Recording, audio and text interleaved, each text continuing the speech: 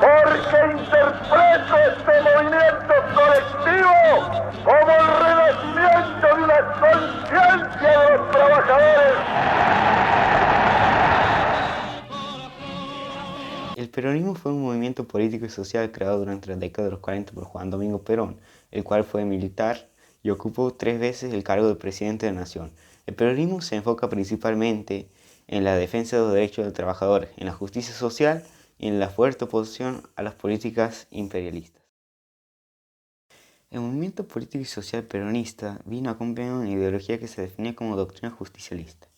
Esta doctrina se podía sintetizar en 3 banderas: la justicia social, la independencia económica y la soberanía política. En el caso de justicia social trataba de dar soluciones a la problemática social derivada de la explotación del hombre hacia el hombre, tratando de no caer en la lucha de clase que proponía el socialismo. En el caso de las otras 2 banderas, que son la soberanía política y la independencia económica, estas 2 banderas sirven como reivindicación del nacionalismo ante la dependencia que sufrió nuestro país frente al imperialismo. Cuando hablamos de la política económica llevada a cabo por los primeros gobiernos peronistas, podemos diferenciar 2 etapas. La primera etapa, durante el primer gobierno de Perón, que va del año 1946 a 1951, y la segunda etapa, que va durante el segundo gobierno de Perón, que abarca los años 1952 a 1955. Durante la primera etapa, la economía se vio guiada por 3 puntos básicos: la redistribución del ingreso, la maximización del involucramiento del Estado en la producción nacional y la expansión del empleo. Cabe aclarar que estas medidas eran posibles adoptarlas, ya que Argentina venía en un contexto muy favorable económicamente con respecto a los demás países, los cuales participaron en la Segunda Guerra Mundial, y también podía vender sus productos agropecuarios a Europa, la cual estaba devastada por la misma guerra.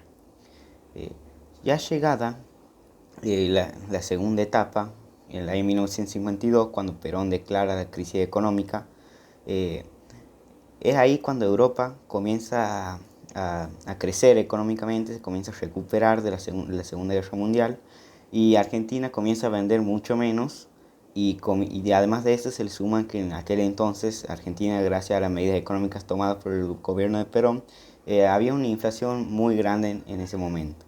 Y también sumado a esto, cabe recalcar que había una sequía en el campo, lo cual dificultaba la producción de productos agropecuarios.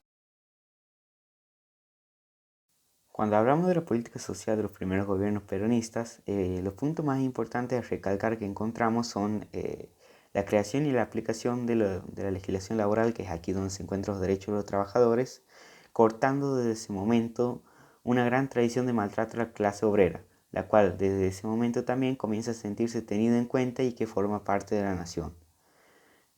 El otro logro quizás más importante del peronismo referido al aspecto social es la consagración del voto femenino en el año 1947, que concluye luego de una gran lucha impulsada por Eva Perón, que lo que permite básicamente es que las mujeres puedan formar parte de la política en Argentina por primera vez en la historia.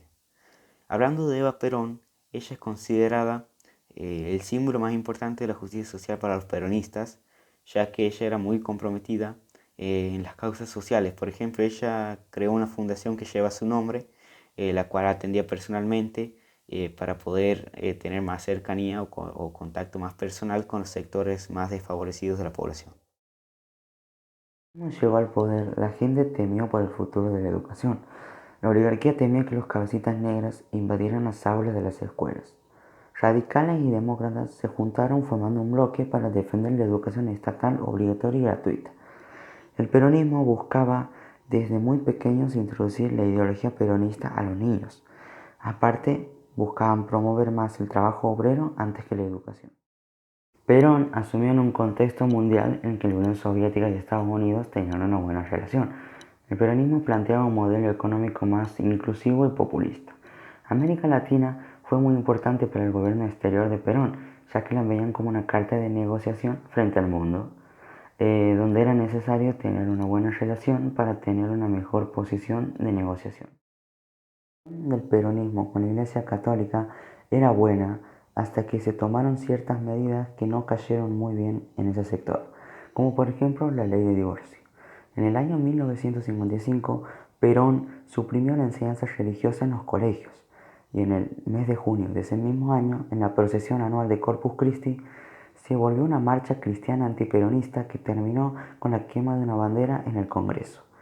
Por eso Perón se enojó mucho y terminó expulsando a 2 obispos del país. Este problema fue uno de los determinantes que terminó con la caída de Perón. Perón fue un líder que supo atraer a muchos seguidores, también supo cómo ganarse enemigos. Durante el periodo peronista podemos observar que los grupos opositores tuvieron intervenciones importantes contra el movimiento oficial, que si bien en algunos casos hicieron flaquear el gobierno, otras veces sirvieron para fortalecer su movimiento y acrecentar la fidelidad de quienes apoyaban al peronismo. Ante esta amenaza, durante su mandato, podemos observar cómo las libertades públicas iban siendo ilimitadas y los grupos opositores quedaban restringidos y eran considerados como desleales. Muchos de ellos sostienen que Perón llegó al poder ya que impuso su movimiento como partido único y no dejó lugar para el resto de los partidos quienes competían con las reglas del juego a su contra, ya que ni siquiera tenían medios de comunicación necesarios para poder expresarse y así llegar a toda la población argentina.